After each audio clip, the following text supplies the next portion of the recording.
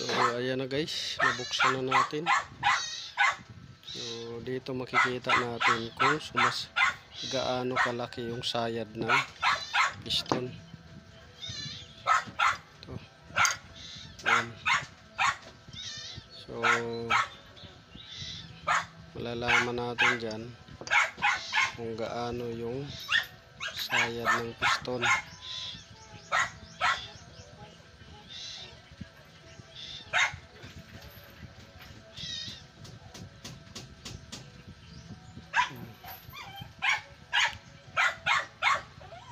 Sayad na siya. Ngayon titingnan, matulis na yung ano niya guys. Oh. Ito matalas na. Talas na. So ang gagawin natin yan is itatry natin na baliktarin to. Baliktarin. Kasi dapat to bilog. Bilog yung ano. Kaso so dito punasan natin, tingnan natin kung gaano kalaki yung kain niya. So ito guys, nakuha na natin yung problema. So yung portion na yan siya guys, yung makintab, yan yung gas-gas na tumitigas doon sa wall ng piston. So yan yung niliha natin. Yan, kita ninyo, yung makintab na yan, yan yung tinamaan ng liha, meaning yan yung nakaumbok siya. Yan.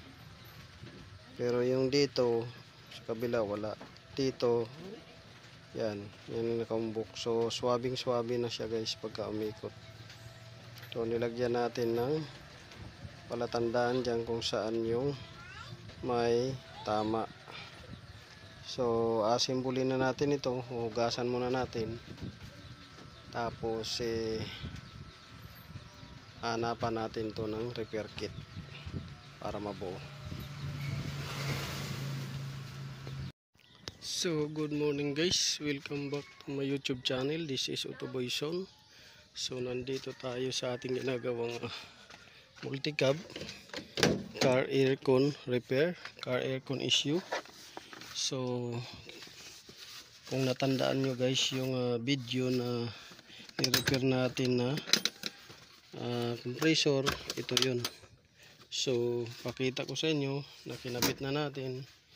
Ayan, nakakabit na. So kakabit na siya, tapos belt rin nakakabit na. Yan. So i-share ko sa inyo yung panibagong problema natin na encounter. So matapos natin may kabit yan guys, syempre chinik natin yan, mga fittings, kung intact ba yung pagkakabit lahat. Tapos ito kuryente, so yung magnetic clutch gumagana na, tapos natin i-repair. Tapos may power supply na siya galing doon sa switch niya, dati nawawala-wala. So ngayon okay na siya. Tapos siyempre kinargahan na natin yan. Pero bago natin kinargahan ay binakyum muna natin. So binakyum na natin yan ng matagal at nilagyan ng langis. Ngayon matapos natin lagyan ng langis, una vacuum, tapos nag-leak test. Okay naman so far, walang leak pag vacuum natin. Tapos nilagyan ng langis yung compressor oil, at katapos noon nilagyan ng preyon. So yan yung tangke ng preyon. So ngayon guys, nung pinaandar na natin, ang una nating na-encounter dito ay yung sa compressor. So balikan natin dito ang compressor.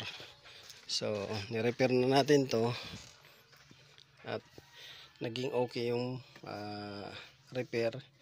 At saka ang naging problema nito guys ay pagka nag-engage yung magnetic clutch, dahil ang ni-repair lang natin ay yung magnetic coil ang ni-repair, pero yung magnetic clutch tsaka yung damper clutch niya ay hindi makadikit ng husto, gawa ng luma siya, at pagka umikot siya dumudulas lang, naiiwan yung damper clutch.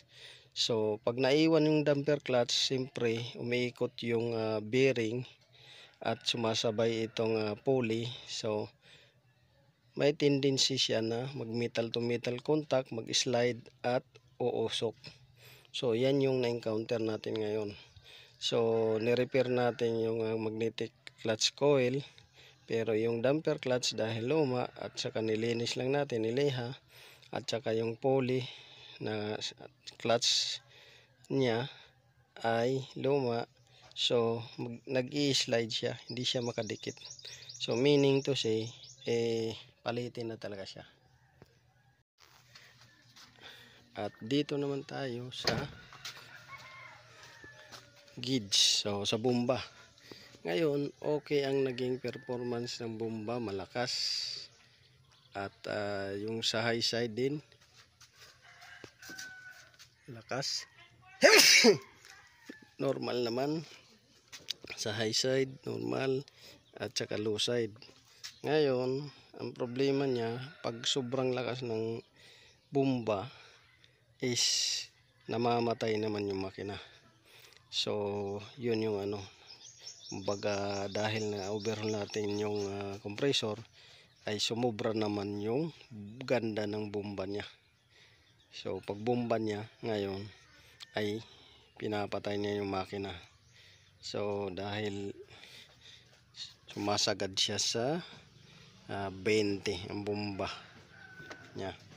So yun yung isang pangalawang in-encounter natin. Ngayon dahil na-stuck to guys ng ilang buwan na walang aircon, ngayon nagkaroon to ng kalawang sa system. Pagkaroon ng kalawang, lagyan natin ng oil. Ngayon ang nangyari, nahagod niya lahat ng kalawang sa tubo, sa mga condenser, kalawang sa condenser, kalawang sa evaporator, sa mga fittings, tubo, lahat yun guys ay nahagod niya. Ngayon nung pagkahagod niya, ang nangyari is pumunta ngayon sa filter niya. Ngayon ang nangyari dito ay nag black oil siya, gawa ng nahagod niya yung So meaning to say, kung mag aircon service tayo ng matagal na hindi nagamit, kailangan i-flushing pa rin talaga natin para matanggal yung kalawang at maalis yung mga contaminated black oil. So ito yung nangyari dito sa kanya. Ito, nandito yung black oil. Ayan o. Ayan o. Black oil. So galing yan sa system na may kalawang. So kaya ang recommended ko dito sa unit na to ay i-flushing ang system at palitan na lang ng bagong compressor kaysa bibili ng magnetic clutch, damper at saka pulley kasama na yung magnetic clutch coil, is konti lang yung diferensya kung bibili ng bago. Tapos pag kinabit nito ay ipa-flushing dapat system, linisan yung condenser, linisan yung evaporator. So yun lang guys yung masishare ko sa inyo. Sana nakakuha kayo ng konting kalaman at naway magkaroon kayo ng idea dito kung may mga sasakyan kayo. So this is Otto Boyson. Maraming salamat. Good morning. God bless you.